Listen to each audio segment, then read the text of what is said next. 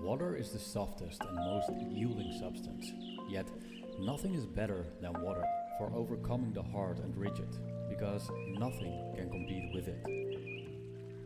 Lao Tzu.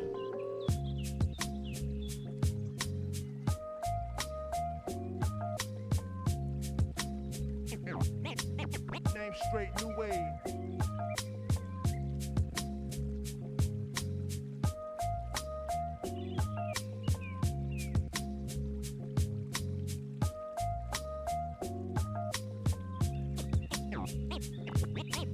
Name straight, new wave.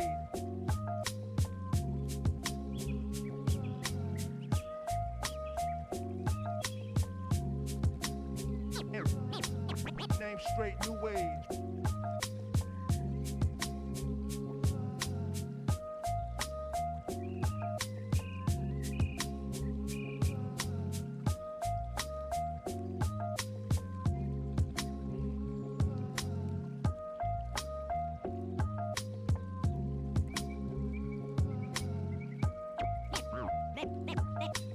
Name straight, new wave.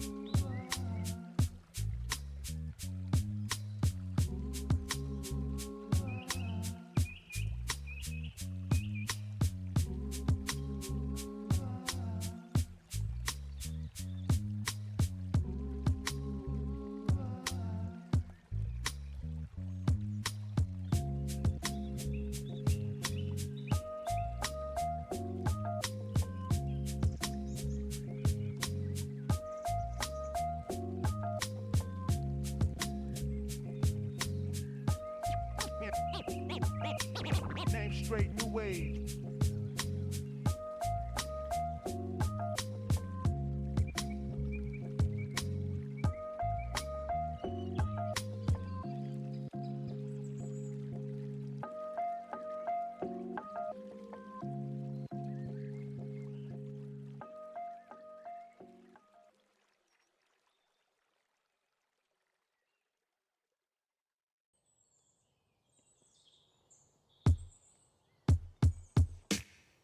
Yeah. Yeah. Yeah.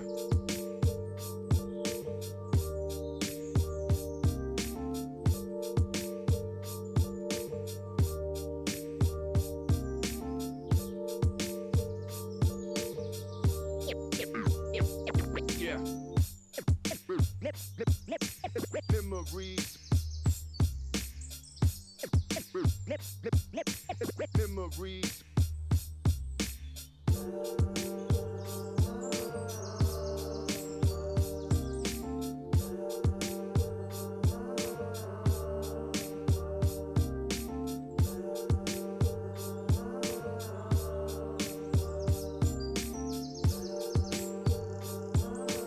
Yeah.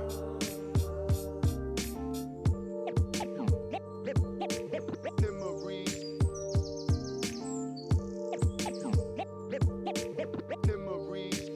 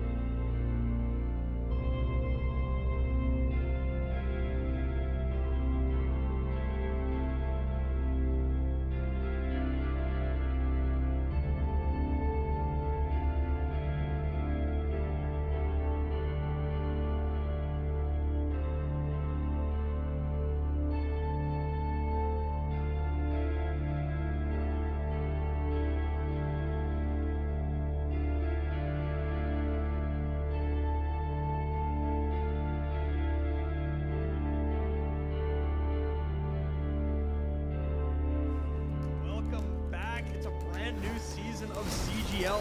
This is just an absolute treat. These players are so damn good. The talent on these teams is undeniable. Everybody on every team right now is making plays. It's going to be an exciting start to the season, and it'll just get better from here on out. We're about to step to a whole new era of Overwatch esports. So much exciting action is happening here on CGL that you do not want to miss. Look who's starting it all off. It's Raven.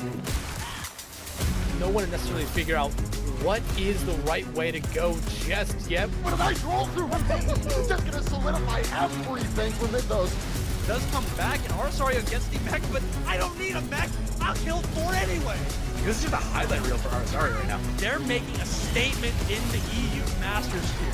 This patch is still incredibly fresh. There's so much to learn, so much to change about the way we play the game. NKC, but the shatter is colossal.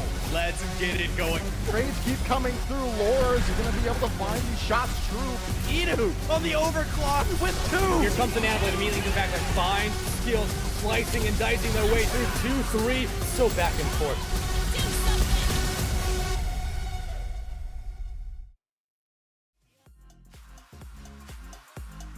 Hello everybody, we are back with some more CGL action, going over to the EU side of things, to the grand finals of the open division for the mid-season bracket. I'm joined by Big Sam, and we're happy to be covering the Dream Eaters and their match up against Budget Approved. Let's get into it. Our teams are ready to go, Sam. They have their bands, they have their, we know what map we're going to. It's gonna be some MOA, of course.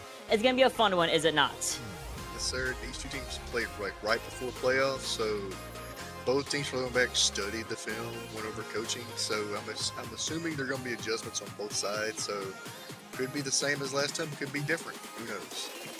Absolutely. I love that you mentioned that. You know, right before mid-seasons came into fruition, right before in week 4, it was actually, I believe, Dream Eaters taking the 3-1 up against Budget Approved. So they go into this bracket a little bit more favored, a little bit with that confidence boost behind them, especially when their bracket run has been back-to-back 3-0s on top of that. Budget Approved doing a little bit more work. You know, their round 1 was a game 5 banger. Then they had a little bit of an easier time with a 3-0 last round. So here, you know, you have this kind of pressure, you know, you're going up against a team that you've went against previously and lost to previously, but things can always change in the next, you know, in the past 2-ish weeks. But like we said, our teams are rearing to go. It is a very packed day we have for everyone between this is CGL 3, first of all. Number 3, that means, guess what, Sam? That means we have 2 other broadcasts happening at the exact same time with some lovely producers, lovely casters covering those other matches across other divisions. So please try to multi-view, you know, a little 1, 2, 3 tabs. CGL 1, CGL 2, CGL 3 for us. Thank you. Right, don't forget to give us a subscribe, follow us on X, follow us, you know, give us a follow and subscribe on Twitch. Hit the notification button to know when we go live on any of our channels of CGL 1, 2, or 3. We're all mid-season and regular season and grand finals action. Yes, absolutely. But like I've been saying, these guys are ready to go. We have our bands ready for Dream Eaters. We also have our maps ready. As you can see, it is a 1st to 3 as always. We have some MOA coming up on deck. Control as always. And of course, as usual, loser will also be able to choose the subsequent map pick as well, and mode pick. And they will have the option of choosing to ban 1st or 2nd. So these are the benefits of, you know, losing a match. Of course, if the winner, you will get a match point in your favor. So that's also a big plus in of itself. Either way, let's get into the bans. They're going to be very quick because, again, these guys are ready to go. So we can already have our first 2 bans coming up on deck here. Zarya, very expected as of late. She's very strong, especially coupled with a Reaper. And Lucio, that mitigates a big plus to a lot of Brawl comps. The speed, it's gone here, Sam. Yeah. Kind of smart for Dream Eaters because Budget Approved does use the Junker Queen Rush. And the big thing is you got the Lucio with the speed boost to get the team in the engagement and speed out. So that's going to be huge for them because then what the only speed boost you have is what a Kiriko ult basically. So that's huge for like for controlling a rush composition. Yeah, for sure. Or you can also like use a Juno speed ring, right? But right now Juno has been relatively weak as of late. So if unless you're wanting to play like a Juno Brig, most teams will maybe go to like a Kiriko Wuyang. That's been a very popular backline, especially with the addition of the character. So with the Lucio coming out, with the Zarya coming out, let's talk about our rosters real quick. We know our starting lineups. We know who we're going to talk about next. We have our 10 players walking into Samoa from the side of Dream Eaters. We have Asuka, we have Kaio, we have Myro, we have Nath the Catboy, and we have Nat. Not the Catboy, but Nat in of itself. And then for our budget approved, we're coming in with Ronan, we have Note, we have Reno, Leaky, and Ascend.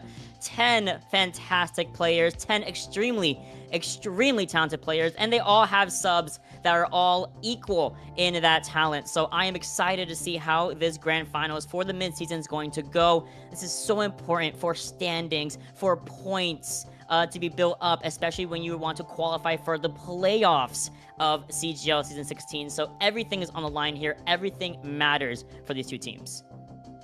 It is, and I'm kind of looking at Myro right here, who is the a flex, but main is Zarya, and if Zarya is banned on this first map, I wonder what hero, what tank they're going to be playing on this map. Yeah, that's an interesting part, right? It's a little bit of, not, I don't want to say target ban because it's just because Zarya is very strong right now, but what is, Mira going to play here? What are we going to use in place of the Zarya? And in Samoa, you can kind of play, like, you can play Hazard, you can always play maybe a Winston, a little bit of a dive kind of thing, especially on Beach, especially on Volcano, for example. But what if you want to play Brawl? Do you want to run it down on Ramatra, who arguably has been relatively lacking as of late? Well, no. We're going to talk about the horse, the four-legged creature versus the diva coming in from Dream Eaters. So that's a matchup. That's some very good tanks. And we're getting things started. Let's talk about it. Both teams look like it's going to be both DPS. Both are obviously Tracer is a standard almost DPS pick. Everybody plays Tracer in the standard both. Just blink on the back line, try to get a pick on the supports, and both teams are still running the same support line. So it's going to be interesting to counter swap, like first few engagements, see what the teams want to swap to or what they can try to do. Oh, for sure. And you can already see Dream Eaters are going up on this high ground. Oh, Myro getting really pressured out. Has to back out back to the point proper. And just like that, it's going to be Dream Eaters taking the first couple percentage in their favor. But they do get the DMEC onto Myro. That's massive for budget approved, as they're now able to at least try to clean things up without losing any bodies, without bleeding too much. And 1, 2, 3 will be going down in favor of budget approved, securing a flip here just before the 15% marker. This is really good, really early for budget approved. It is very important. But the one thing is that they get like 50% charge right there. So just kind of like if they can heal the diva, or the diva doesn't overextend or has the defense matrix not on cooldown, you easily get the Kitsune Rush built up, because Kitsune Rush in itself is a ult that is it can stall or it can bring the team fight. So it's interesting to see which Kiriko's will pull ult first. Absolutely, and it's coming up to that point, right? 80% towards Natnif's own Kitsune Rush, and we lose Leaky early, so no use of that Tidal Blast. That was only 20% away from completion for Leaky. Budget Improve already having to put all that pressure onto Ascend to keep Reno alive, and it's not gonna happen. Not with Myro looking at that Orisa with no cooldowns and just really rearing it to home. And there's a flip here, 43% to now a newly acquired 20 and counting. We have a rush from both ends. We have the Pulse Bomb. What's coming up next for budget approved? I would say probably try to pulse bomb into the Kiriko, or maybe try to do the Weon, my guess, and then try to burst down the other support and try to get the supports out of the engagement first and win the team fight. Rushes are intercepting on the objective here, but it's going to be Reno once again going down so early. Pulse Bomb goes wide onto the Kiriko. It's onto the Wuyang, Leaky. Not able to get away from that, and we actually are looking over at Notes, who just now was able to build up the Deadeye. But with all the bodies on the floor, there's going to be absolutely no way to be able to proc that ultimate whatsoever. Now flipping the objective and also lapping in percentage here is Dream Eaters. 60% in fact, so close to completion of the first round, but there's 4 ultimates here for budget approved to use. Yeah, there's 4 ults. You can kind of do pulse bump from behind. You can deadeye from like another angle. You got a Peach with 2 ults. Reno, you can do the Orisa ult on point to pull them all in. Maybe pull them all in, then maybe pulse bomb to them. There's a lot you can do right here. At the same time, Asuka could easily up the Sojourn ult And just when it's go time, and it's easily able to get picks. Absolutely. 1, 2, 3 go down. Asuka's overclock. Very much well deserved. Well done. The glass platform, or the glass wall, kind of keeping Ascend alive. And even more so, the double headshot right into Asuka's face will be able to find at least one reversal here for Budget Approved. And enough time for the Terror Surge to come online here from the Orisa. But the pressure is way too much to handle. 1, 2, 3 start going down. High Noon comes in from the opposite side of the point, forcing the defense matrix to be expended here. And 1 second left on the timer. No heads to be seen. No eliminations coming through. Kitsune Rush does come in, however, from that. Coming back from the spawn room, and there it is. One goes down. Is there anyone else to be going down? There's a stick, and it's on to Ronin, and everyone else has been sent back to the spawn room. The Dream Eaters take the first round. Right there, the Orisa trying to pop ult, try to get everybody in there, but when you just get burst down, there's nothing you could do. You couldn't out heal through all that burst damage. So that was just like a kind of a Hail Mary trying to get it work / please let me live, see if this would work. And unfortunately it didn't. So interesting to see what they're gonna do now in this next map. Will let's see, are they gonna stay the Orisa? No. Just a hazard.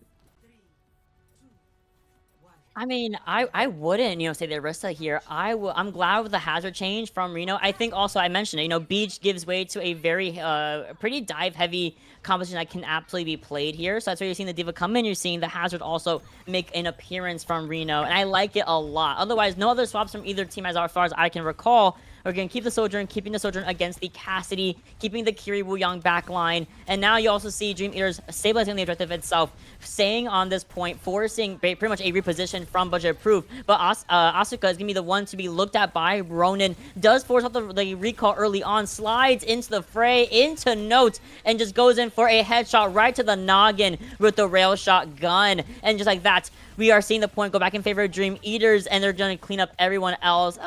Maybe Ascend and Ronin can get out, but Reno certainly cannot. Now that was just a good drawn-out team fight, and then Asuka able to get the good pick right there, and that's what enabled them, to Dream Eaters, to get the win, and able to get a clamp on this, and then start coordinating like how you want to dive, where you want me to try to see where they're located at, and as they're getting ready for this next engagement. For sure. And they can go for a fast one. I mean, if it's anything like we saw on first round, it could be a really fast turnaround here. And like that, again, it's going to be a pick on the Wuyang first. Nats the Catboy out of the engagement. Now looking over at the opposing Tracer. Now finally, Myro walking, trying to find this Tracer. Tracer gets out of there almost for free. Either way, the pressure is going to become too much for this Diva. They're almost demech'd here, but we do force out the pulse on. We do force out the demech. Okay. Really good start here for Dream Eaters. Despite losing the mech of the Diva, we're still able to finalize the objective, finalize this team fight back in our favor. 60% given to these guys, and they built up 2-3-ish ultimates as well. Yeah, right there, even Myro got knocked out of the mech. He got knocked out of the mech at 99%, so right there close to getting the D-mech. But even able to capitalize, Dreamers have capitalized on that, take out Budget Approved. Now they got the pulse bomb. Now you got self-destruct on point, so you can eat, and then you get Asuka's ult coming up. So a lot right here. You're probably looking at last team fight right here. Possibly, for sure. But we're gonna see the Kiriko ult coming in from Ascend, the rush. Force these things to open things up. Then we follow up with, of course, that downpour. And that's going to be the Lynch onto Kwaidu. Oh my goodness, from Note, a beautiful hinder into headshot. Reno trying to stay alive. Use the wall to block off this overclocking Sojourn. It's all for naught, however. Despite the side of Budget Approved having the first pick, it almost didn't matter as Dream Eaters once again cleans up. And Asuka needs to be stopped. We're in overtime. And as you predicted, it was going to be a last fight. And it was going to go to Dream Eaters either way. It was just like the overclock was right there. There's the hunt down of the tank. The hazard went down, and when you lose your tank, it's so hard to come back.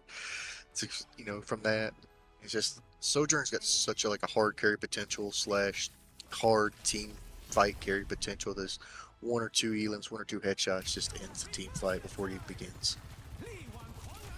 I know. I mean, look. I mean, it was gonna be Asuka either way, being a problem. We saw the pressure of that Sojourn from that first round. You can see the play of the game is there for a reason. And then we're going into that map too. It was just the overclock Sojourn show. Boom, boom, boom, headshots, rail shots, and it was just all over the place. Even the hazard with that jagged wall, with the spike guard, is just not enough to mitigate that damage output of not just the Sojourn, but also this Tracer on your back. There's also a Kiriko shooting at you. There's a Diva with the missile perk online. It's also shooting you from all angles. It's like, it's a lot. It's a lot if you're that tank player, if you're Reno, but this is just the first game. This is also allowing Budget Approved to have that map and mode pick in their favor, so they can go anywhere their heart desires. And if they want to maybe not play a dive with these guys, maybe they want to force something like more brawly. Maybe they want to go something like King's Row early on, or something else of that map, or even Flashpoint. A Saravasa could suffice easily for these guys. I think the biggest thing was the Zarya was banned, so I know that was like the big tank ban for that game. You know, from Hero, you could tell he more or less struggled. Like, I'm used to a Zarya. Zarya's banned, now I got a pivot. And a lot of times we have that comfort pick. It's like, if we're not on that comfort pick, we don't really play to our standards. It just feels weird, so to speak. So interested to see who is banned this time around. If Zarya is banned, not banned. Not does Miro play better being on that comfort pick? Yeah, for sure. It comes down to comfort pick, you know, but also these players, they have a plethora of characters in the back pocket just in case, and maybe it was a little bit weaker. Maybe they're just not very adept to the Diva matchup, you know, and that's completely fair. Diva herself has been relatively strong as of late, especially not even last patch, but 2 patches ago, where they gave her the brand new perk that shortens, or not even shortens, it tightens her spread of her missiles, which is insane. That's just a bajillion damage that's being done at all times, you know? So it makes sense. But now that Zarya's back online here, at the very least, this can at least be a little bit of a scare, like a scare to Dream Eaters. Like, you can't really play Diva because now Zarya's back online. And when that Zarya's at high charge, I mean, your defense matrix, moot. Your armor, moot. Don't care. I'm gonna beam you down, and that's the idea. And that comes back down to, will they want to go a brawl? Will they want to go to a brawlier map? Will we go Flashpoint? I think that's maybe the best. I think that's the best stage to possibly go. The best mode to go is Flashpoint, only because both teams are usually really good at it. It's relatively even. It's not super one-sided one way or another, and you can play a lot of compositions. You can still play Diva, you can still play Haz, you can still play Zarya, you can still play Soj if she's not banned. Asuka might get banned out here, I'm not gonna lie. That's one thing about these maps. It's like different heroes play good on different maps, and with the hero bans, everything gets turned on its head. So we're going to Saravasa next. As predicted. Saravasa comes up on deck here, of course, between the options of New Junk City and I believe Atlas now becoming online again after they finally patched out that big old hole that was randomly in the map. Saravasa is the choice, and I like it a lot. I think Saravasa, of the 3 Flashpoint maps, again, I think is the most flexible for most teams. I feel like it's the most I just like it. I think it's the most neutral-based Flashpoint of the 3. I think New Junk City and Atlas can kind of get one-sided very quickly. Saravasa, I think, it lends its way to a lot of comeback factors that I think the other 2 really don't have as high of. But let's get into the bans. Zar was already banned. Lucer was already banned in map 1. So Budget Approved, they're looking for something spicy. They're the ones that banned Zarya first.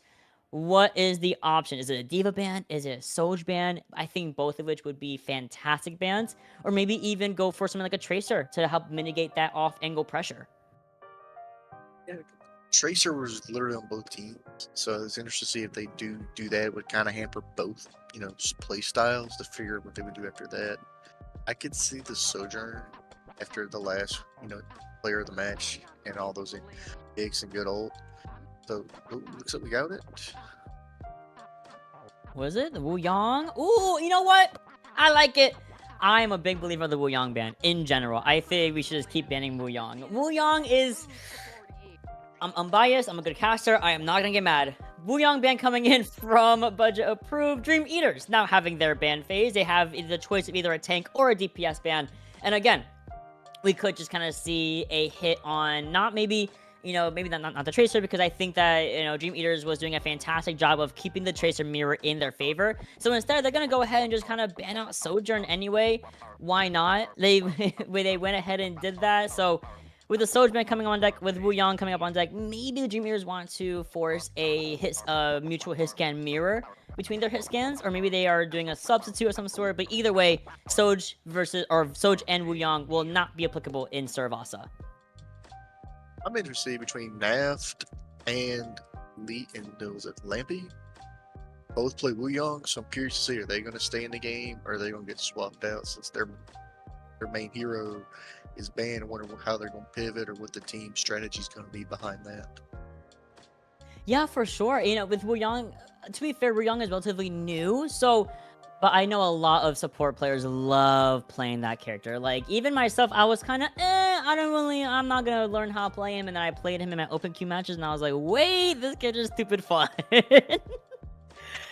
And I can still hate him, but no swaps at all. No substitutes coming in. Same 10 rosters, or 10 players coming in for this next game of Saravasa. We're right into the nitty-gritty. I cannot wait to see what our backline plays. Likely a Kiriko Lucio, and I am exactly right in that regard. In fact, we're going to be having the Czar Reaper from Dream Eaters, a very popular composition at the moment. Budget approved. They're going to have Note stick on Cassidy, and likely Ronin go over to Tracer post the Symmetra the TP, of course. Quick pause, but we'll come back to us, and hopefully... Oh, damn it. We didn't transition before they made the joke. It's so sad. But we're back to us really quick. I'm excited. Zarya Mirror? Speak. It's a Zarya Mirror. Looks like they're going to have both Symmetras to probably try to TP close to the point, and then try to maybe Lucio get in there, and then just brawl v brawl. The beams everywhere and the Zarya bubbles everywhere. So different kind of a attack / style from the last map to this map. This goes those two bans. Bans affect everything from teams, their compositions, the strategies, the whole 9 yards. Look at to see the Zaryas duel. See which Zarya gets grabbed first, or which grab is bigger, like a 1 or 2 person grab, which should be 1 or 2 support, or a 3-4 person grab if the team speeds in with a Lucio. So it's going to be very interesting to see. Yeah, I like that you mentioned the Lucio speed boost is back online here. So they're now playing for speed. They're playing to be faster than the other, or being able to kite away from certain interactions. Like, for example, if you see like the Kasuni Rush from Budget Approved, Dream Eaters has the ability to speed out, respect it, and then re-engage with their own, or vice versa, right? So there's a big push and pull and push and pull that will be played between both these teams, especially with Lucio being back online here. And again, you know, with Zarya Reaper coming in from Dream Eaters, we also have Budget Approved playing something likely just the Tracer and the Zarya. I think ideally fits the same narrative of bubbling the Tracer when she's in, and then you get free like 40% charge off the first bubble, and then, you know, more as it gets more, you know, procced. That's going to be interesting. A very interesting dynamic to see the difference between the Reaper and Zarya versus the Tracer and Zarya. I think what Reaper does really well is that he can not only give Zarya a lot of free extra charge, but he can also stay in for a little bit longer than a Tracer can. You know, despite Tracer being a really fantastic character, she can't stay in all that long. You know, very small health pool, force out resources really early. Reaper can at least self-heal a little bit with the 1v1 factor. He can TP out, he can shadow step away, he can wraith form away. So I think you're gonna see Dream Eaters stay in these fights a lot longer than Budget Approved. Yeah, I could see the Reaper, and also if the cooldowns are off with Zarya, that Reaper becomes a major tank buster. And then it comes into Note to try to, like, you know, roll in, flashbang, fang the hammer. To see if he can. I'm watching the rollout. Hold on. We're judging you, Naf. Oh. Well, Naf was like, watch the rollout, and we decided to watch the rollout. Go, girl, give me nothing. No, I'm kidding. I love you guys. But in all seriousness, Dream Eaters will be the ones to be on the point first and foremost. But you see the pressure already being put onto Myro, and then the subsequent elimination onto Asuka. Note with a first kill on the board here. And mind you, we do see Ronan go over to the Reaper instead of the Tracer, which I was already expecting. But I like this. Completely mirrored comps here, save for Kwai, who is on Tracer and not, you know, his scan of some sort. So that kind of, I'm a little bit worried, especially into Note's Cassidy. Yeah, the Tracer right now, it's all looks like they're similar, but it's just a Cassidy versus Tracer. And the Tracer can easily harass the backline, but it's going to be up to Node if he can flashbang. Well, when it's flashbang, do you do it to a Reaper with lifesteal? Do you do it to a Tracer from your backline? It's going to be interesting who Node tries to target. I mean, what's more interesting is that we lost Reno first, crazily enough. And I think it was by the side of Naf the Catboy that actually found the kill. And now you see the rest of the team start to really just snowball away from the point. And yo, whoa, what's it? No, the Labubu rollout? That was a Labubu rollout from Naf the Catboy. Unreal. Fun times here in CGL. It's amazing what you see in some games and in chats. Interesting to see what Note's going to do with the Deadeye, if he's going to try to get away from everybody and ult from behind. Is a sin? Well, never mind. Oh my gosh. I mean, you didn't even have a chance to take a little bit of the breath of fresh air. Poor Note. It has Deadeye at the very least, and we're only at 60%, so there's still a fight to be had. But you're walking into a grab, you're walking into a whole bomb, and Budget Proof are still walking in without Note, especially not really being ready for this fight. So there's the High Noon, there's the grab against the opposition, and it doesn't even matter. High Noon finds maybe one body with the Hinder Nade onto the Tracer, but otherwise, Dream Eaters find the fight in their favor, and they're likely going to find that first point. Yeah, that was going to be first point right here. Hero get the huge grab. He was able to kill 4 of them, I believe. That was easily enough with, what, 85% when it started. That was easy enough to get the first point. Now we go to the second point. We sure do. That's going to be Temple coming up on deck here. We have Kiriko Rush from Ascend Online, and we don't have our Reaper, unfortunately, for budget approved. Ronan taken out so early. And Dream Eaters, they still have 14 seconds to wait for this point to unlock. So they're going to end up holding close with the... Yo. They're going to end up holding close with the Blossom. We do back out, and now Asuka does get called out for being a little bit too in there for a little too long. Now it's Ronan who's now back, looking at not the Catboy. Will they go down? It's going to be the grab coming online here. Everyone else are scurrying away. The grab only got, I think, the tank right there and Miro. But like I said, when your tank goes down, it's usually a, yeah, this is back up and regroup, because without the tank to either shot call, push in, or see who's in front, it's usually a, let's just wait and regroup. And even then, that's allowing Budget Approved to get up to, what, 30% plus percentage on this point to try to tie. You hear the rush coming in. You also see the Blossom come through, but the sound barrier coming in from Natha Catboy helps save the day for Dream Eaters. There's still a trade, unfortunately, the Tracer for the Reaper, and there's the subsequent Kiriko Rush coming from Nat Nif. And it's going to be enough to at least take out Reno, and Note comes in with a very, very hopeful Deadeye. Finds nothing as Asuka and Myro will be the ones to take over the opposition and find the flip. Even though Budget Approved used a lot of their ults right there, they really got no big picks out of that. And now you're stuck with like 4, like less than 10%, and Reno's just at 50 versus Suka and Miro have the grab Death Blossom combo if you want to use that on this engagement. Nice little neutral phase happening right now. They see the teleport in, however, and the bubble comes in. The grab also making sure that this Reaper does not go anywhere. Poor guy. Ronan was literally like away from the grab, then gets sucked right back into the fray. And that's a big team win, a team fight win for Dream Eaters. And they're walking right into their spawn room. They are confident. Yeah, they are major confident. And Asuka didn't even have to use the Death Blossom. So you have that. As both teams are now tied at 73, and you could be approaching last fight engagement if this one takes. Here's the Death Blossom. Oh no. This always happens with the Blossom. You know, you go in for something that could work, and then everyone kind of just dies after the fact.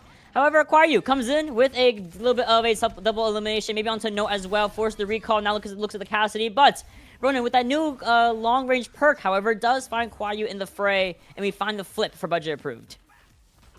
Now you're at 99 to 85. Your lasting fight engagement this season can be 1-1 or 2-0 on this map for Dream Eaters. This is where it's just going to be an all-out brawl and see who makes the least amount of mistakes. Absolutely, because of overtime fight, and you let the point flip over to Dream Eaters. That's so intense. Look at the re-engagement, though, with the continuing rush. We find Ronan early on the engagement. The grab comes in. Reno self-destructs to mitigate any extra little bit of ult charge given back to Dream Eaters, as they are going to be ones to take the fight in their favor and find the 2-0, but not before bleeding a lot there. This is definitely doable for Budget Approved, but they got to duke it out on Ruins. Definitely Reno. At that moment, I personally would have kept the ult and not used it. But now you're looking at both Death Blossoms coming up. You're looking at both Heat Drops coming in. So it's going to be interesting to see, who pops ult first, or what's the first big player pick off in this engagement. I mean, they're not even walking in yet. They're letting Dream Eaters set up on the objective here. They're setting up staircase. They're setting up the main way. There's every single angle has been covered by Dream Eaters, but we are going to be seeing the main way be looked at by this Ascend's continued rush. And like that, where I thought Dream Eaters looked like they had angles on everything, suddenly they get out-angled in the main area, and they're going to get another subsequent late stagger onto Myro at the same time. That's really hurtful for Dream Eaters. It is, and I could see Myro trying to get up to 80 to 90, then 90 to 100% for the graph to have 4 ults and halfway to another one right now. But yeah, it was like nowhere near anybody. The Lucio wasn't even there to speed boost, so it's kind of a huge stagger and allows Budget Approved to get up to what 50% plus right here. Blossom found onto Note. Suzu saves saves Zarya for a second. The Blossom also used against Myro. I mean, this Zarya is not dying, but it did take the sound barrier to keep Myro alive. And not only just that, but also the pulse bomb, also the grab, also the Blossom. So very expensive fight here for Dream Eaters. That was a very expensive fight for a lot of people involved. Now Nad is the closest one to an ult with the continued rush for Dream Eaters, who's now on the board at 20% versus 72%. Now I'm assuming both teams will try to speed boost in, speed boost out, try to figure out what's the first pick, or maybe the Tracers has to get in the back line. We can see Note trying to find somebody lacking, tries to go for the Tracer, and that's Kwaiyu's signal to back out and regroup the team here. Good re-engagement with the continued rush, however, giving a big free reign to start walking on the opposition, ignoring this Reaper on the point itself, and just making sure we keep everyone alive. But the grab comes in anyway from Reno, and once again, the same song and dance. It finds nothing. Ronan, stuck in the back, has to get looked at by Kwaiyu and sent back to the spawn room very late alongside Leaky. Your best chance right here is Reno's gonna dive in, touch, and that's it. And then maybe a Sin, Curie. Sin uses the Kitsune rush, and you try to cap point right there. Oh! The stairs aren't considered part of the point. That's the most unfortunate part about ending things on Ruins, is that the staircase itself is not part of the touch area. So unfortunate for Budget Approved. However, Dream Eaters up 2-0 in this series, looking great for their mid-season grand finals. And we gotta go to map 3 and see how this is gonna end itself. But really good, just gameplay all around from both teams. It was, and I believe that you saw Miro play the Zarya, the comfort pick, and you saw, I don't want to say out Zarya, but the graphs were a little bit better, the high energy was more there. As you can tell, the familiarity was there. It was like, I'm on my comfort pick, like you spoke about last time.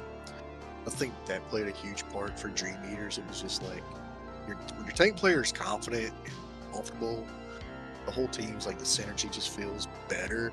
Your supports are like, we know what to expect. Like, there's no guessing what angle you're gonna pick or what you're gonna do. It's like, we trust you in your comfort pick.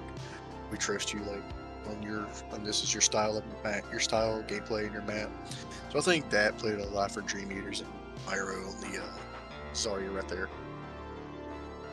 Yeah, I gotta agree with you. I think there's you can tell that some grabs were more panicky from Budget Approved. They were very much like, this is the last resort. I don't want to die here. I want to get like a 3K off the bat when we're down 2, and it just it doesn't work that way sometimes. And there are times where it can, you know, absolutely. And I feel like when we go to our next map, that being King's Row, maybe that'll be a little bit more of a fruitful effort with these Graviton Surges, especially coming in from budget approved. King's Row coming up on deck here, exactly. So funnily enough, both maps that I thought we were going to go to are the ones we were going to go to anyway. So King's Row could be the decider here, could be the finisher, could be a 3-0 for Dream Eaters. Budget approved, they want to go brawl. They want to continue this brawl. They feel like they can take it because those maps, those rounds, they went 99 to 99 multiple times, no? So why not continue that that brawl play style, especially on the brawliest of maps, that being King's Row?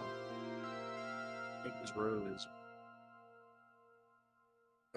King's Row is different because it is.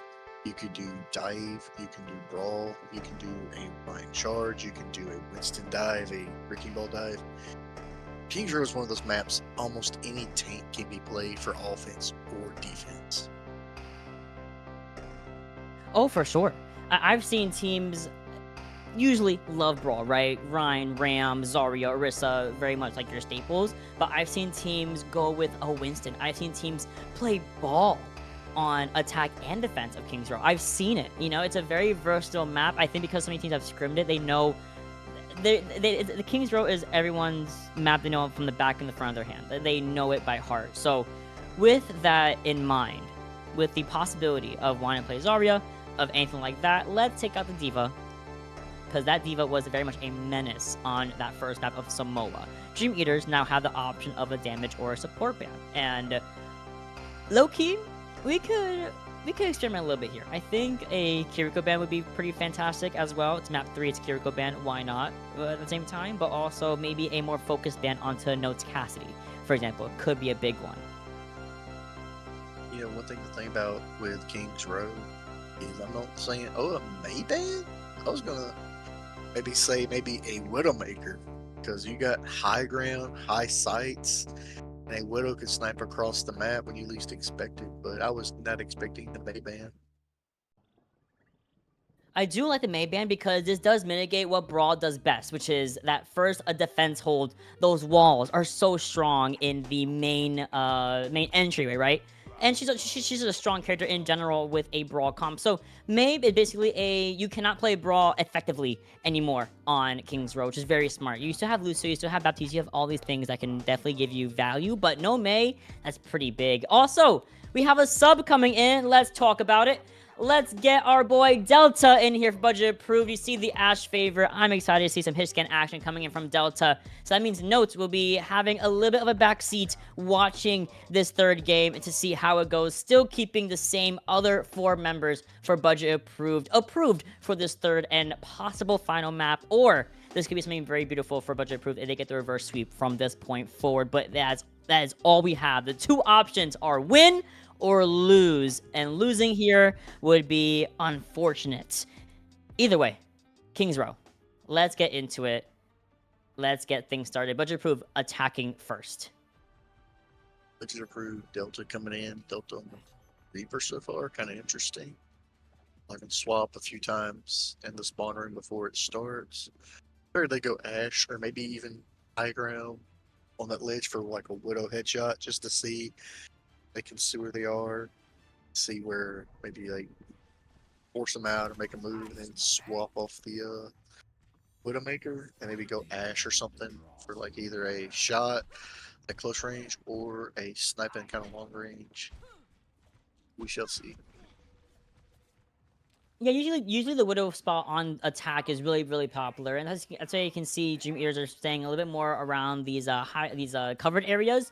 But budget proof aren't really going for anything that cheeky. They're going to be sticking with almost a mirror composition here. Lucio for Wu Yang, Zarya for Orisa, for example, is the only changes being made between both these teams here. But without a Mei wall, see how quickly Ronan can slip right on through the main gateway of King's Row and now walk through the Autodorsworth Hotel up against Asuka, who is on the Reaper here. Interestingly enough, but the other way, no bodies quite yet on the floor, but a lot of health pulls going up and down, Ascend, for example, half HP, Reno, no armor, no fortify, Suzu used, but Reno cannot stay alive either way, and like that, everyone else, ideally for budget proof, should go down, but there's no support for Dream Eaters. Hold on. This could be a big opener here. They're on the point. They're getting their check marks.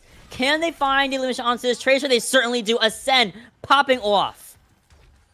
That was huge right there, losing both supports for Dream Eaters. Now Miro just went down as a tank, so they should be budget approved capping this kind of quickly, unless they want to try, unless Dream Eaters wants to try to touch at the last minute. But I'm assuming budget approved is going to cap this point, have a good time bank.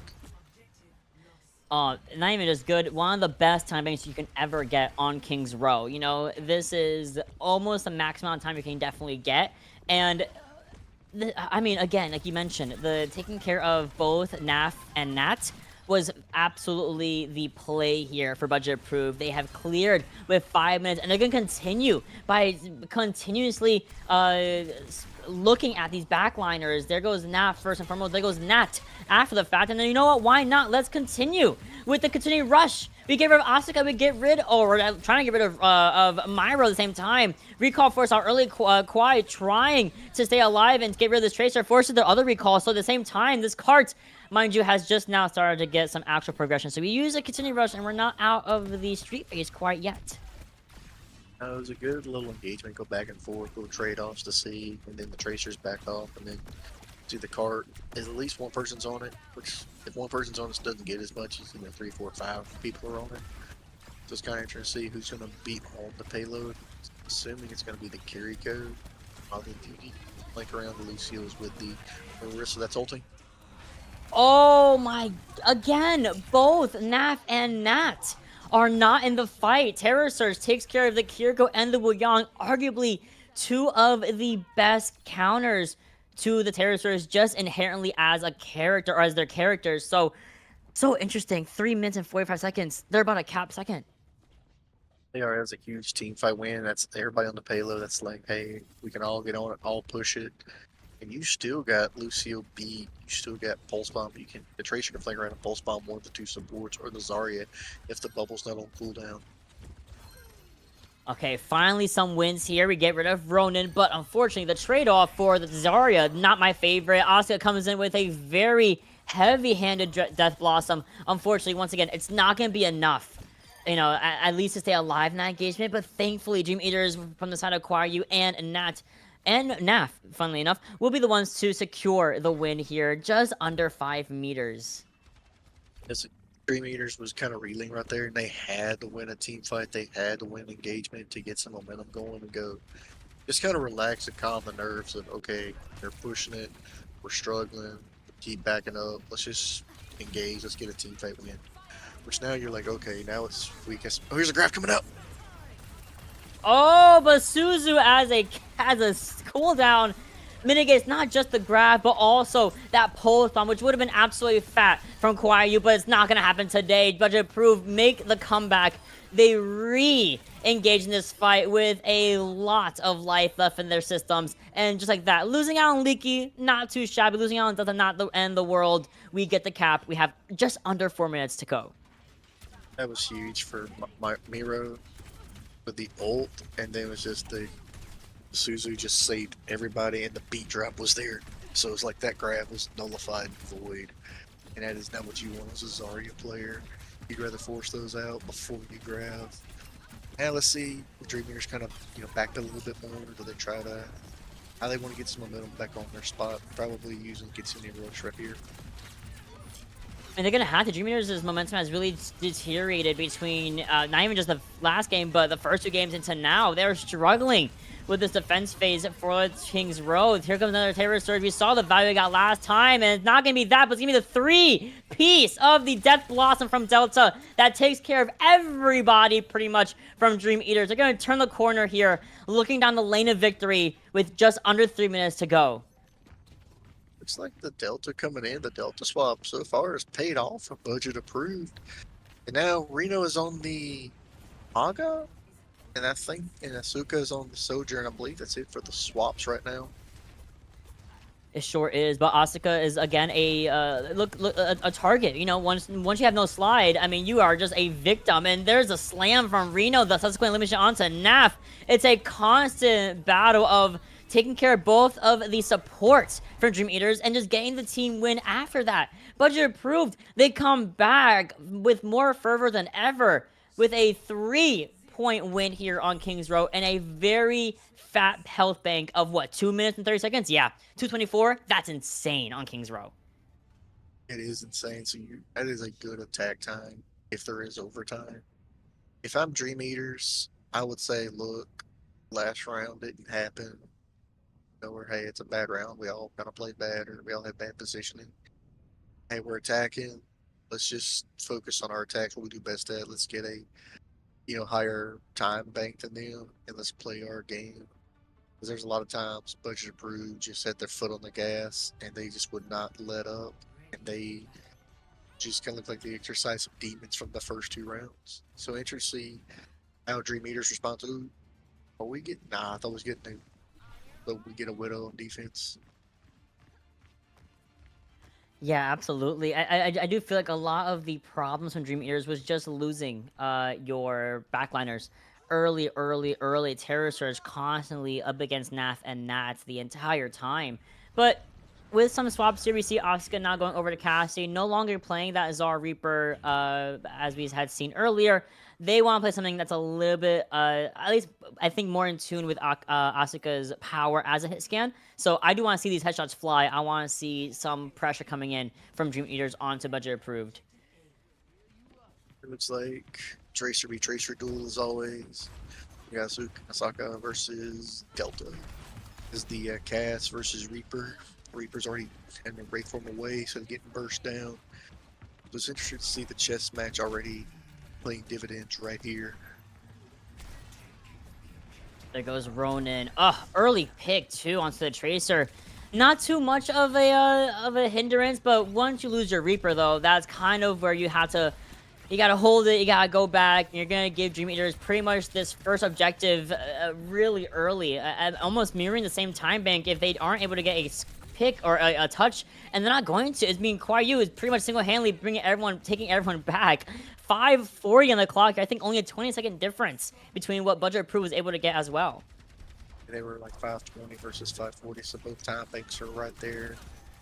And now you see the cards already getting pushed a little bit. It's like no swaps yet. Different deltas now on the Cass. We have Cass v Cass duel and Tracer v Tracer duel. So I was interested to see the swaps now. They're trying to, starting to mirror each other and trying to one-up each other. Oh, they sure are. I mean, again, Delta is the one that's swapping in for Note, who was kind of the Cassie extraordinaire previously on Map 1 and Map 2.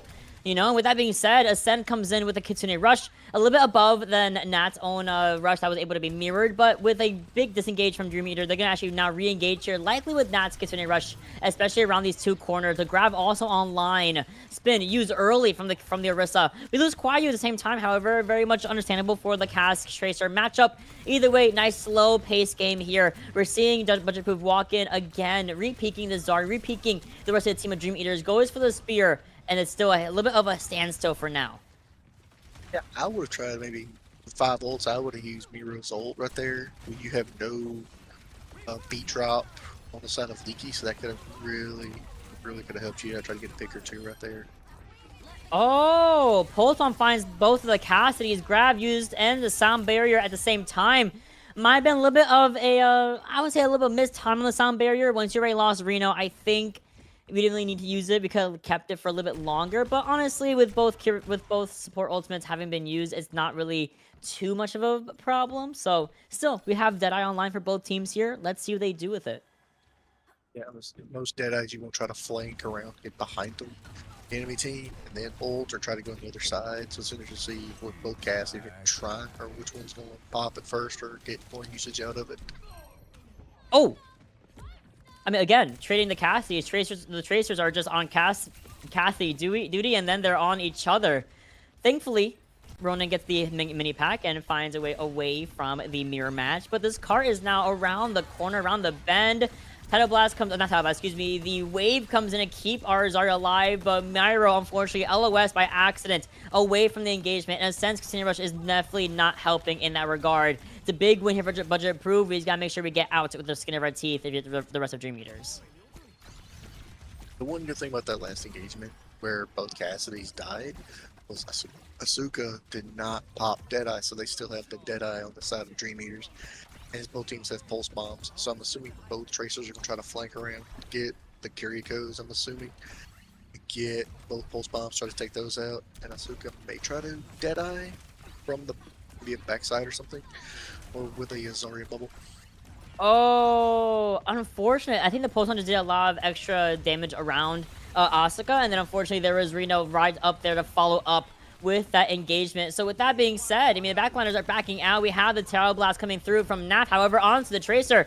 Doesn't really find a stun, though, but we forced a recall, forced a lot of these blinks to be used. And even though we found so much kind of scare value with the Tidal Blast from Naf, it's still going to be Dream Eaters losing out on all of their members, and Budget Proof continuously are able to hold the street phase.